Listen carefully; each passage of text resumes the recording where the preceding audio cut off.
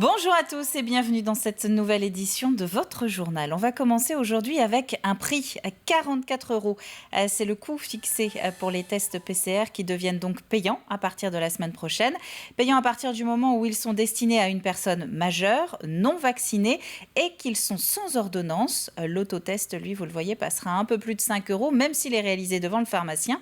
Quant à l'antigénique, son prix va varier en fonction de l'endroit et du moment où il est réalisé. À noter cependant que les tests Covid resteront gratuits pour les majeurs qui étudient encore au lycée ou pour ceux qui pourront présenter un certificat de contre-indication au vaccin. En parler, c'est bien. Agir, c'est encore plus efficace. Les agents des autoroutes Vinci viennent de participer à une journée sécurité au travail. En 2019, l'entreprise comptabilisait plus de 2 accidents par semaine sur le réseau autoroutier national. Des femmes et des hommes victimes d'accidents alors qu'ils étaient en intervention. Alexia Janet a pu prendre part aux différents ateliers. Regardez. Ouvrier des autoroutes, un métier de tous les dangers, mais souvent ignoré des automobilistes. Sur ce centre d'entretien, une journée consacrée à la sécurité au travail.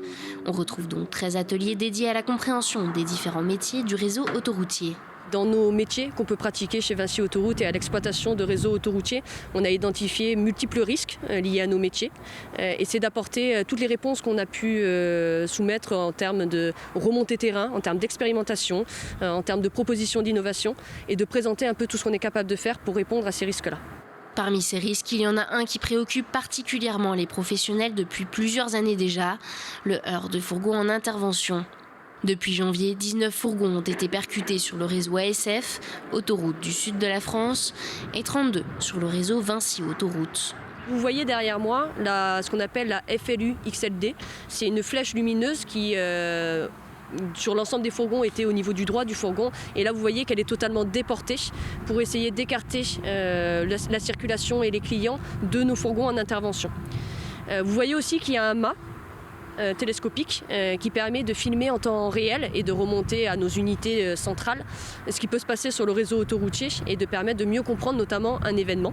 C'est pas normal que des fourgons en intervention sur notre réseau se fassent heurter. Donc tant qu'on n'aura pas atteint le 0 heure de fourgon, on n'aura pas atteint notre objectif. La sécurité de ces agents et des automobilistes, ça passe aussi par la communication. Aujourd'hui, il existe de nombreux dispositifs comme cette application Patrouilleur connecté qui permet aux agents sur le terrain de retransmettre les informations sur le trafic quasi en temps réel aux usagers des axes routiers. C'est pas du TMD. Hein. On n'a pas d'infos, on dirait de l'engrais ou... Plus vite on a l'information, plus vite on est capable de mettre en place tous les moyens nécessaires pour protéger l'ensemble des personnes qui sont concernées et puis aussi pour anticiper, c'est-à-dire toutes les personnes qui ne sont pas encore sur le lieu de l'événement, pouvoir leur donner les bons conseils, de leur dire de s'arrêter sur des aires, leur dire d'utiliser un itinéraire de déviation si nécessaire, de ne pas partir tout de suite, de reporter les rendez-vous. Le district Pays de Loire représente aujourd'hui 160 km d'autoroute sur lesquels interviennent 30 hommes en jaune. Ces professionnels le rappellent, la sécurité, c'est avant tout le respect de tous, du code de la route.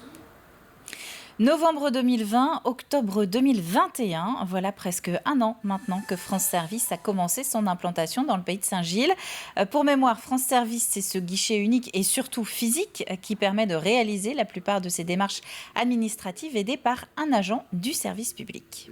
Il y a des démarches de demande d'allocation logement, tout ce qui est pré-demande de carte d'identité, tout ce qui est aussi tout ce qui est carte grise sur le site du ministère de l'Intérieur, la NTS. Tout ce qui est aussi, on nous envoie beaucoup de monde de la préfecture et de sous-préfecture pour renouveler des permis de conduire qui sont en fin de validité ou alors des gens qui ont besoin de passer en commission médicale. C'est pareil, c'est une prise de rendez-vous sur le site de la préfecture et les gens ne sont pas habitués. Au 1er juillet dernier, 10 structures étaient labellisées France Service en Vendée, de Benay à Noirmoutier et de Pouzauges à donc Saint-Gilles-Croix-de-Vie. Une inspiration maintenant peut-être pour commencer les cadeaux de fin d'année. On connaît la Chapelle aux Lys pour son planétarium, mais c'est également là que vit Olivier Sauzereau. Il y a quelques mois, l'astrophotographe a été sollicité pour écrire une bande dessinée sur Jules Verne, une mission qui s'est transformée par la force des choses en véritable voyage intérieur. Cyril Guillet. Alors ça, c'est un cadeau d'un de mes étudiants à l'Université permanente de Nantes. C'est l'édition originale du roman de Jules Verne qui va inauguré ce qui s'appelle donc le cycle des voyages extraordinaires. 15 jours avant le premier confinement, les éditions Petit à Petit ont sollicité Olivier Sauzereau pour écrire le scénario d'une bande dessinée qui retrace la vie de Jules Verne. Écrire sur l'auteur des voyages extraordinaires en étant coincé d'une certaine manière à l'intérieur de son bureau était une évasion de l'esprit extraordinaire.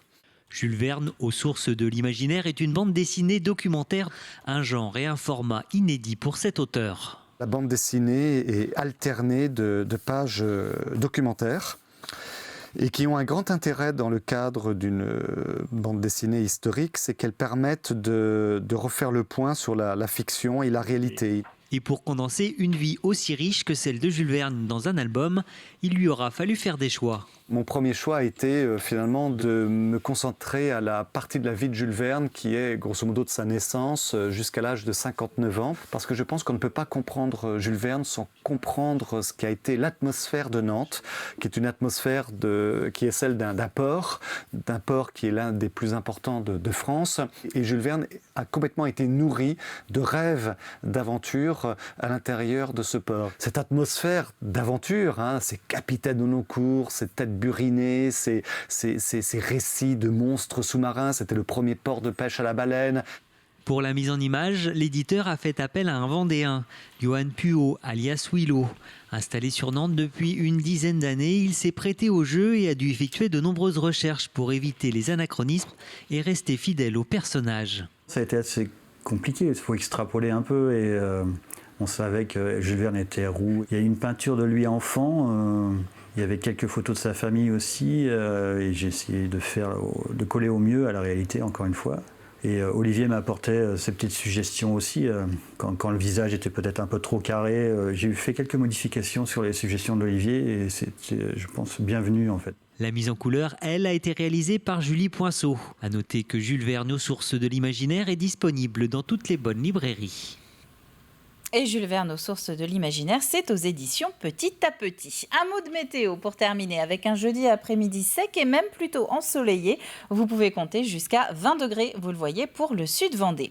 C'est la fin de ce journal. Merci à vous de l'avoir suivi. On se retrouve maintenant à 18h pour le prochain point sur l'actualité vendéenne. D'ici là, très bon après-midi à tous.